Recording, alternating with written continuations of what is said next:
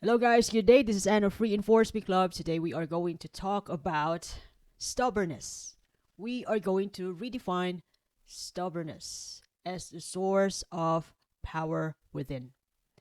I know stubbornness can lead to, a problematic life. Having a difficulty with relationships, it's hard to live with stubborn people. You can't get along with them because they don't cooperate, and then it's going to lead to conflict and strained relationship. And those stubborn people also have a couple of conflicts in the workplace, leading to strained relationship again and missed opportunities. And stubborn people, yes, indeed, they are resistance to change. It's hard for them to adapt. It's a struggle. But in the topic today, we are going to look up to the brighter side, the good side of being stubborn. When you channel it well.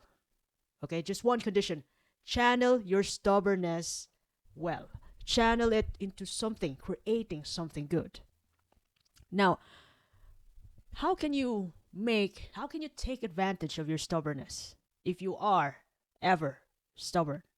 Well, personally, I believe that stubborn, yes, it does exist to all people in the world. It's just how they control it, how they discipline their stubbornness. Now, stubbornness can be neutralized when you channel it into chasing your goals, when you channel it into leadership, when you channel it into innovation.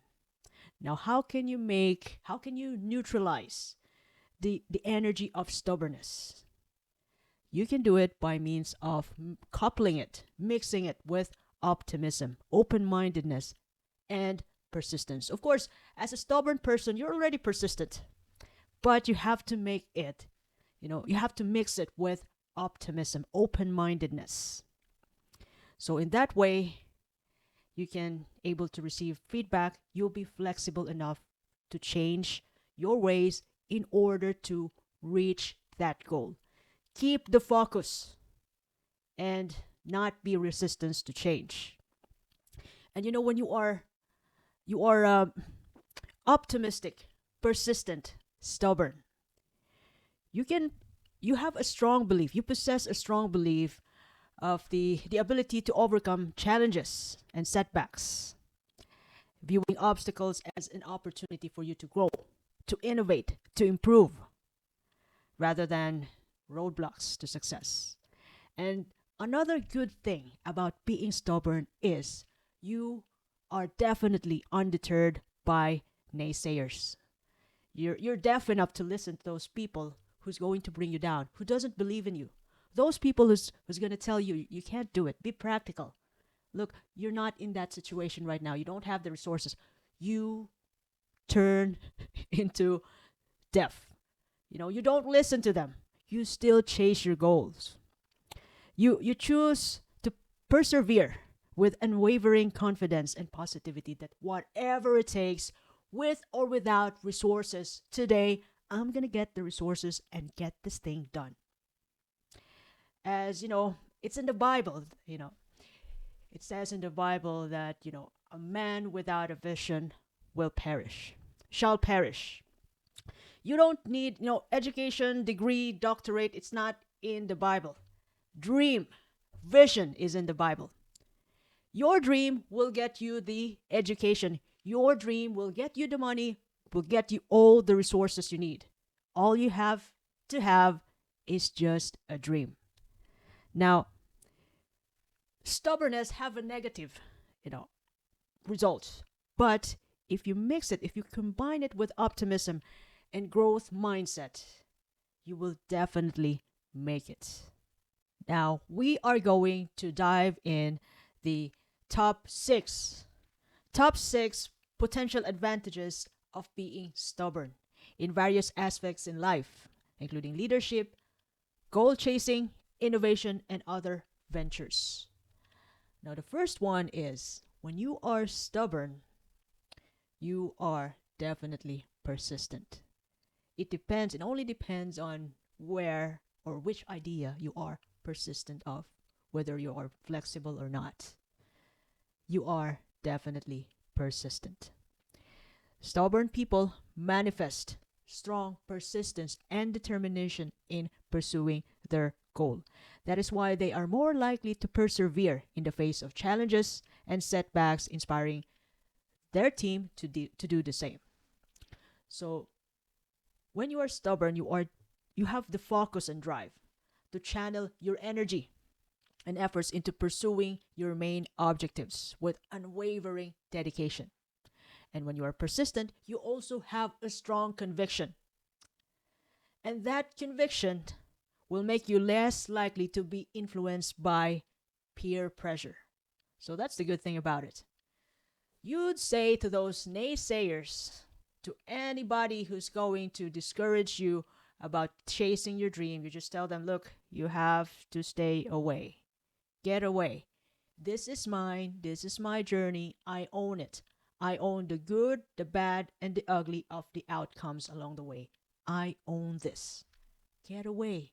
Mind your own business because I'm into this 100%. Get away. Sometimes when people bring you down, discourage you in chasing your goal, sometimes you have to be deaf. It's your job to protect your dream.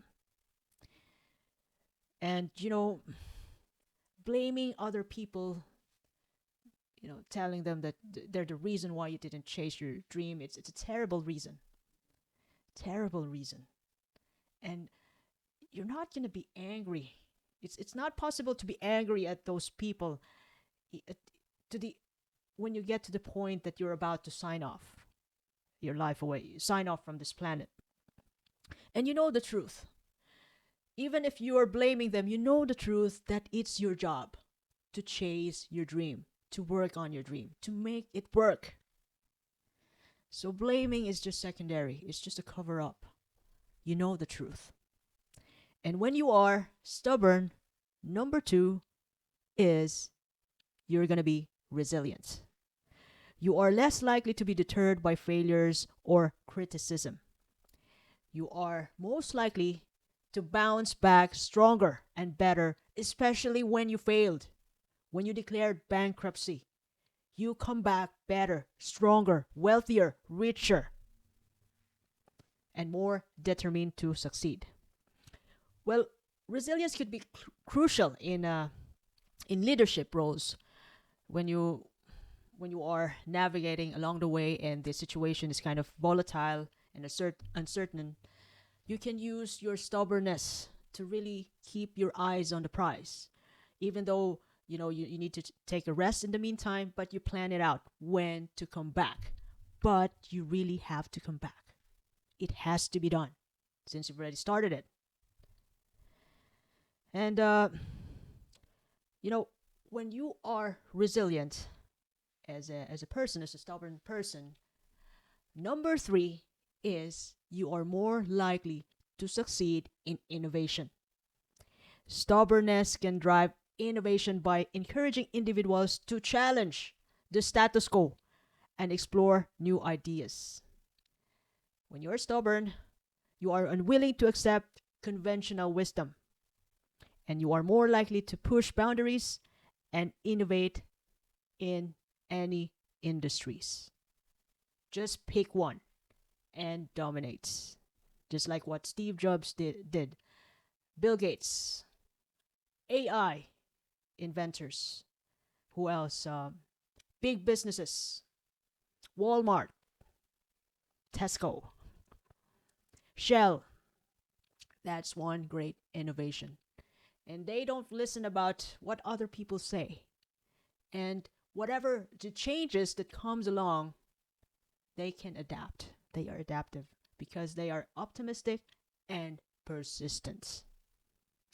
Now, number 4 is when you are stubborn, you have an asset.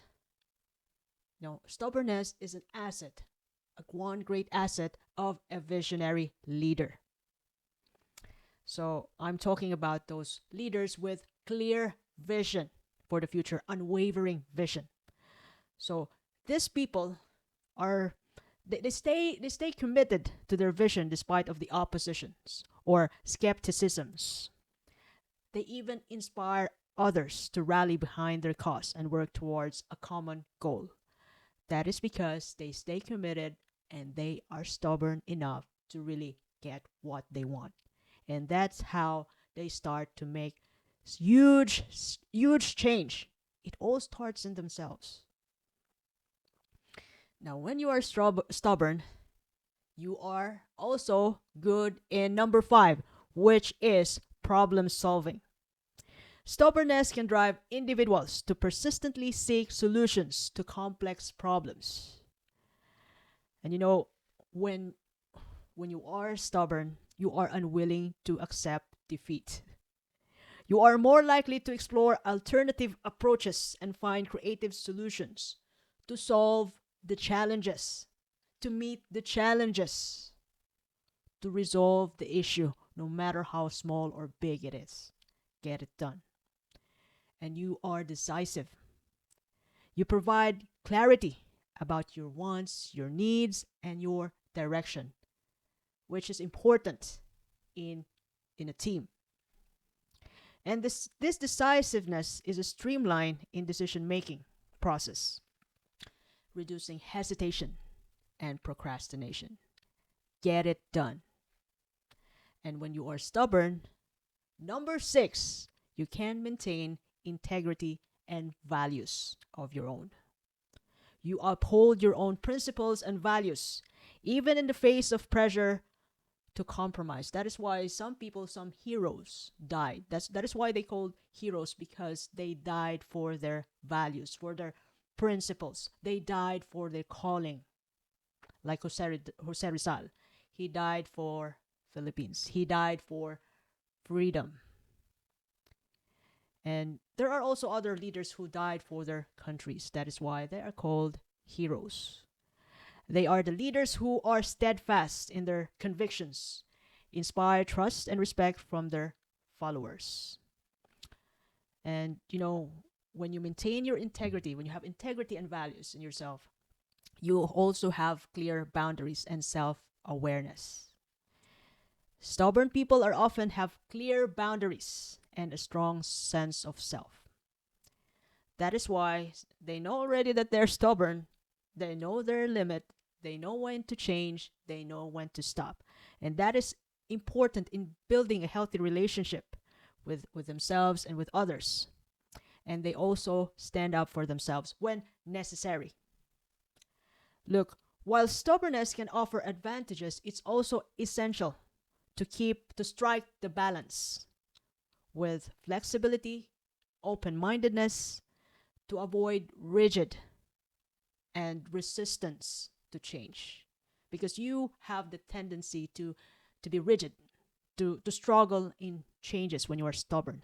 But as long as you are self-aware and when you are into getting that goal, you'll do whatever it takes. That is why since you do whatever it takes, that stubbornness that you have will be neutralized when you channel it well. And you could also become an effective leader who persists. And as a leader, not only a leader for your own family, for a community, for a company, you can be a leader to yourself. And you base your approach on feedback and changing circumstances. So you change your way because the world is changing, but you keep your eyes on the prize. You never change your mind. As what I've said, you are persistent, resilient, innovative, you're a visionary leader, you're good in problem solving, and you maintain integrity and values as a stubborn person. Just be optimistic and persistent, which is you already are.